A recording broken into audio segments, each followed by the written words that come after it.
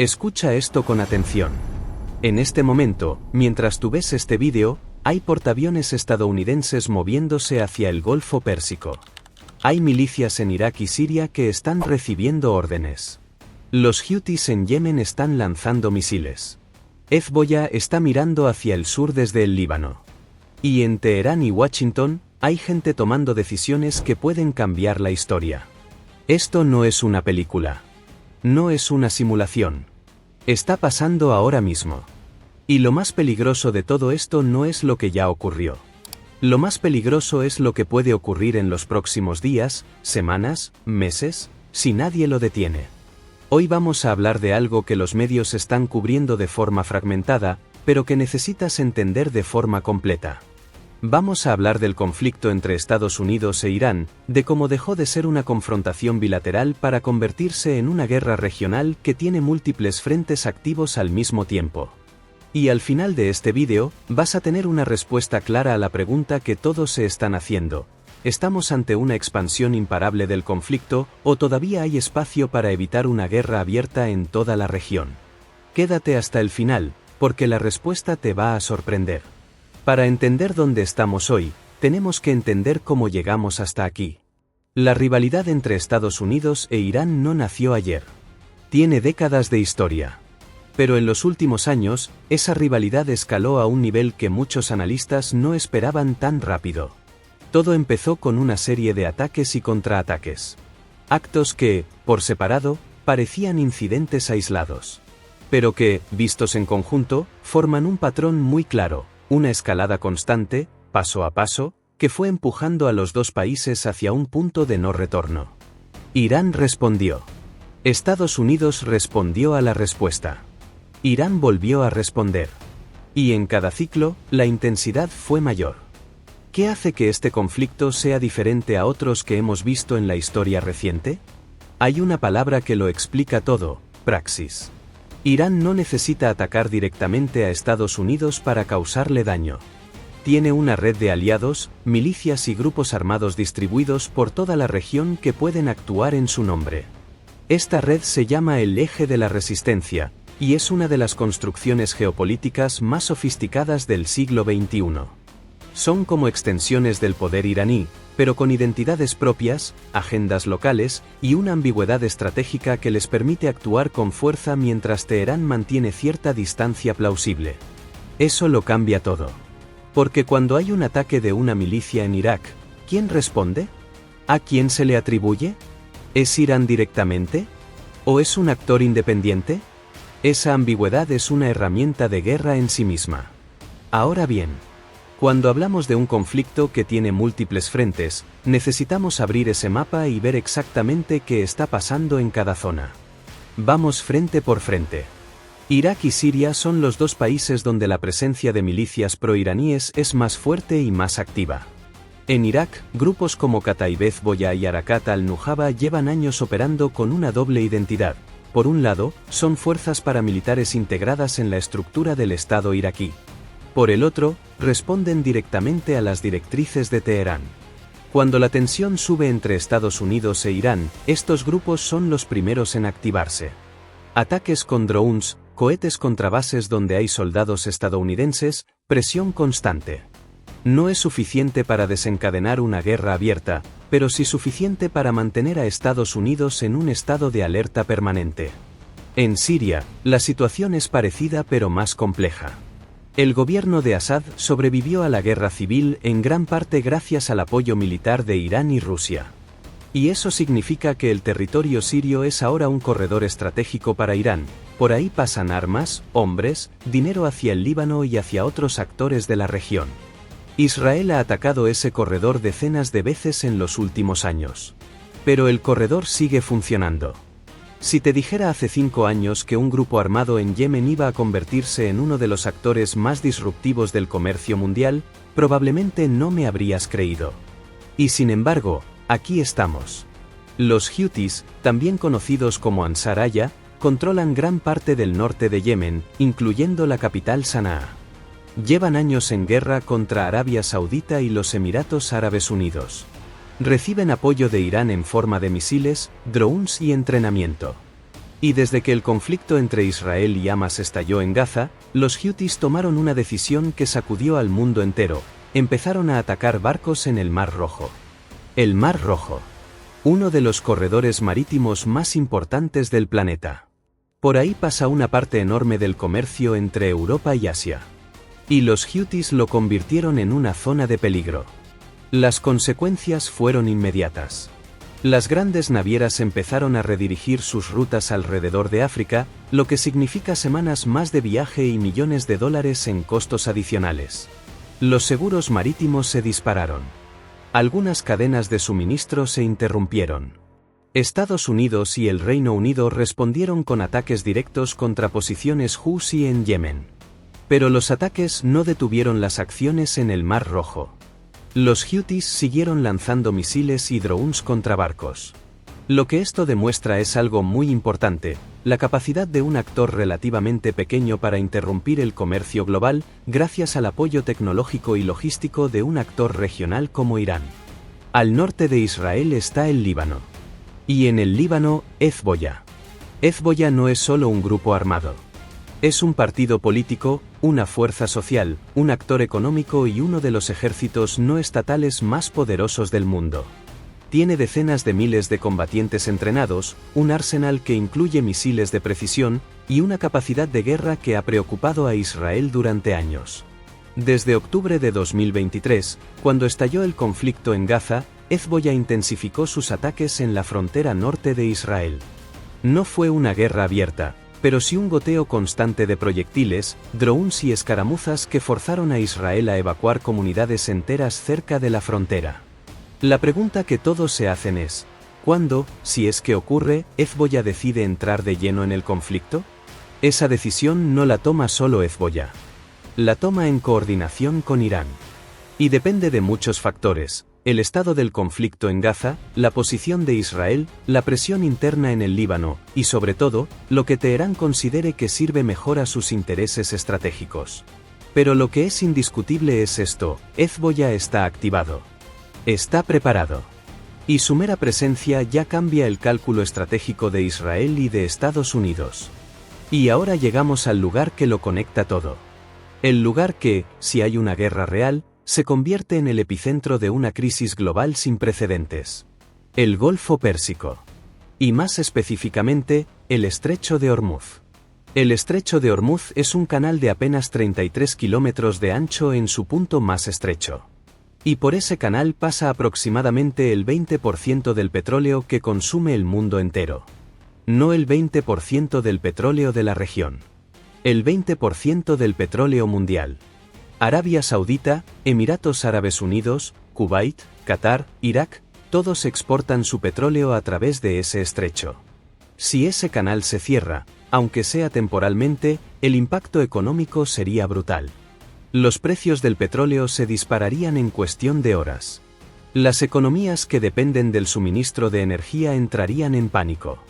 Los mercados financieros reaccionarían con una volatilidad extrema. Irán lo sabe. Y durante décadas ha amenazado con cerrar el Estrecho de Hormuz como respuesta a cualquier ataque que considere existencial. Estados Unidos también lo sabe.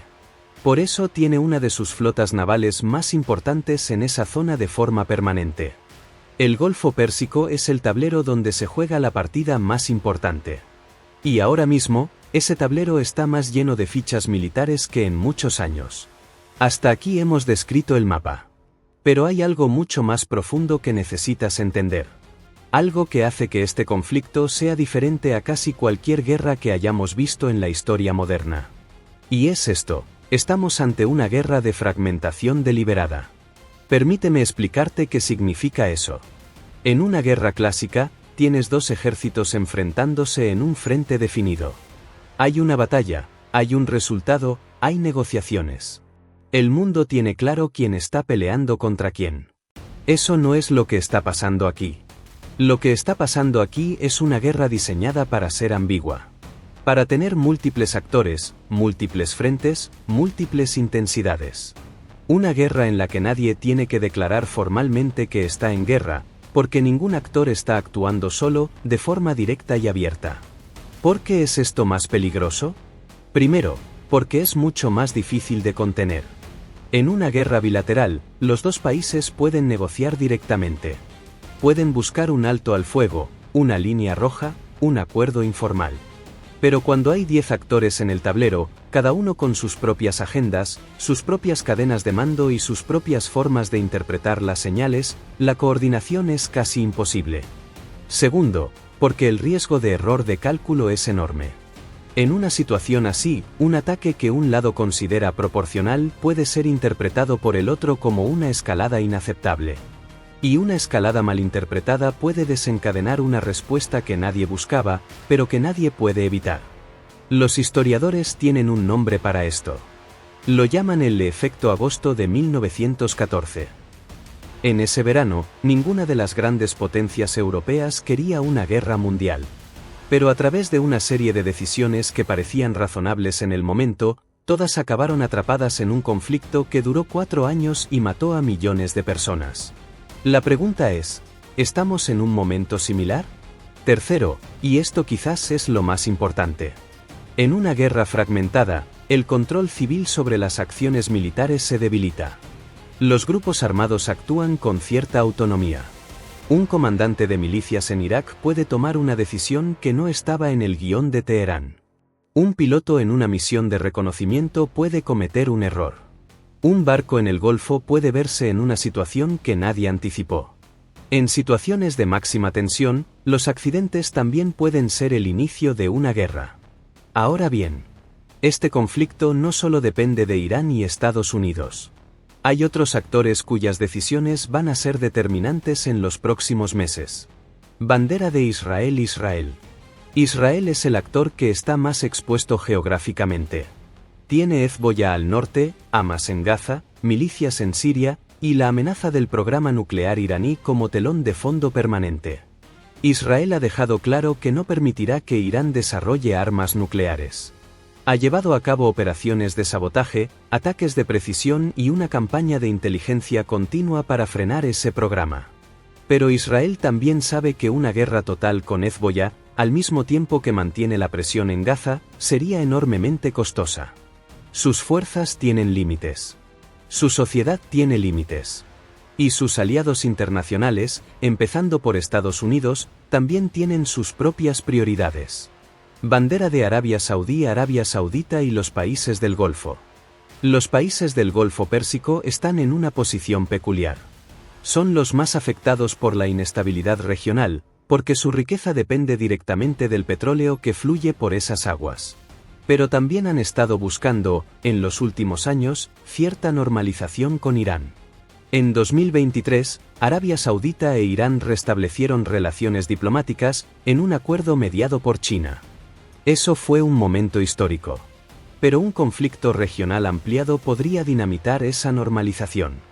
Los países del Golfo tienen que navegar entre su alianza estratégica con Estados Unidos, su vecindad con Irán y sus intereses económicos.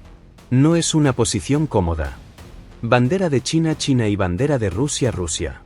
No podemos hablar de este conflicto sin mencionar a los dos actores que, desde fuera de la región, tienen una influencia enorme. China es el principal comprador de petróleo iraní. Es el socio comercial más importante de Irán. Y es el país que medió en el acuerdo Riad-Teherán. Para Pekín, una estabilidad relativa en la región es lo que más conviene. Necesita el petróleo, necesita las rutas comerciales, y no quiere que Estados Unidos tenga una justificación para reforzar su presencia militar en Asia. Rusia tiene sus propios intereses. Está enfocada en Ucrania, pero mantiene una relación estratégica con Irán que incluye venta de armamento y coordinación en Siria. Para Moscú, cualquier conflicto que distraiga a Washington de Europa es, en cierta forma, conveniente. Ni China ni Rusia quieren una guerra regional que desestabilice los mercados de energía. Pero tampoco tienen incentivos fuertes para frenar a Irán de forma activa. Llegamos al momento más importante del análisis. Los escenarios. ¿Qué puede pasar? ¿Hacia dónde va esto? Hay básicamente dos caminos posibles. En este escenario, el conflicto sigue escalando por etapas. Un ataque de milicias mata soldados estadounidenses. La respuesta de Washington es más contundente que las anteriores. Irán siente que tiene que responder para no perder credibilidad. Hezbollah escala en el norte de Israel. Israel responde con fuerza. Los Houthis intensifican los ataques en el Mar Rojo. En algún momento, hay un incidente en el estrecho de Hormuz. Un barco es atacado, o hay una colisión, o un dron cae en el lugar equivocado. Los precios del petróleo se disparan. Los mercados entran en pánico. Los gobiernos empiezan a verse presionados internamente para actuar. Y en ese punto, la guerra ya no es solo regional. Es global en sus consecuencias económicas, aunque los combates sigan siendo en Oriente Medio. Este escenario no requiere que ningún actor tome una decisión de quiero una guerra mundial. Solo requiere que cada actor siga haciendo lo que ya está haciendo, pero un poco más. En este escenario, hay actores que tienen incentivos para frenar la escalada y logran coordinar una reducción de la tensión. China presiona a Irán de forma discreta para que baje el perfil de las milicias. Diplomáticos europeos abren canales de comunicación. Estados Unidos da señales de que está dispuesto a negociar sin perder la cara. Irán, que tiene su propia economía bajo una presión enorme por las sanciones, decide que una desescalada le conviene más que una guerra que podría destruir todo lo que ha construido. Los Houthis reducen sus ataques. Hezbollah mantiene la presión pero no cruza la línea. Las milicias en Irak y Siria retroceden un poco. La tensión no desaparece, pero vuelve a un nivel manejable. Este escenario también es posible. De hecho, ha ocurrido antes. El conflicto entre Estados Unidos e Irán ha tenido momentos de máxima tensión que luego se redujeron gracias a una combinación de presión internacional, intereses económicos y cálculo estratégico. ¿Cuál de los dos es más probable? La respuesta honesta es, no lo sabemos con certeza. Lo que sí sabemos es que en este momento, las fuerzas que empujan hacia la escalada son más fuertes que las que empujan hacia la desescalada. Pero eso puede cambiar. Antes de cerrar, necesito que entiendas por qué este conflicto no es solo el problema de Oriente Medio. Es el problema de todos. El petróleo. Ya lo dijimos. El estrecho de Hormuz. 20% del petróleo mundial. Si eso se interrumpe, los precios de la energía suben en todo el planeta. Y cuando sube la energía, sube todo lo demás: el transporte, la alimentación, la producción industrial. La inflación que tanto costó bajar en los últimos años podría volver con fuerza. Las cadenas de suministro. El Mar Rojo ya está en crisis. Las navieras están evitando esa ruta. Eso encarece el comercio entre Asia y Europa. Los tiempos de entrega se alargan. Las empresas que dependen de suministros puntuales empiezan a tener problemas. La geopolítica global. Un conflicto de esta magnitud va a poner a prueba las alianzas internacionales. ¿Hasta dónde llega el compromiso de Estados Unidos con sus aliados en la región? ¿Cómo responde Europa? ¿Qué papel juega China? Las respuestas a estas preguntas van a definir el orden internacional de los próximos años. Y hay algo más. Cada vez que hay un conflicto de esta escala, hay una tendencia en el mundo hacia el repliegue, hacia el nacionalismo, hacia el primero los nuestros. Ese repliegue debilita las instituciones internacionales, las alianzas multilaterales, los mecanismos de cooperación que tomaron décadas construir. Una guerra regional ampliada en Oriente Medio no solo destruiría vidas en esa región. Aceleraría la fragmentación de un orden mundial que ya está bajo enorme presión. Volvamos a la pregunta con la que empezamos. ¿Estamos presenciando una expansión gradual del conflicto que nadie puede detener? ¿O todavía existe espacio para evitar una guerra regional abierta? La respuesta, después de todo lo que hemos analizado, es la siguiente. Sí, todavía hay espacio para evitarla. Pero ese espacio se está achicando. Los actores clave en este conflicto, empezando por Irán y Estados Unidos, tienen conciencia de lo que está en juego. Ninguno quiere una guerra total que destruya sus economías, sus estructuras de poder y sus poblaciones. Pero también tienen incentivos para no retroceder primero. Tienen audiencias internas que esperan firmeza. Tienen aliados que presionan en distintas direcciones. Y tienen una dinámica de escalada que, si se deja sola, tiende a seguir escalando.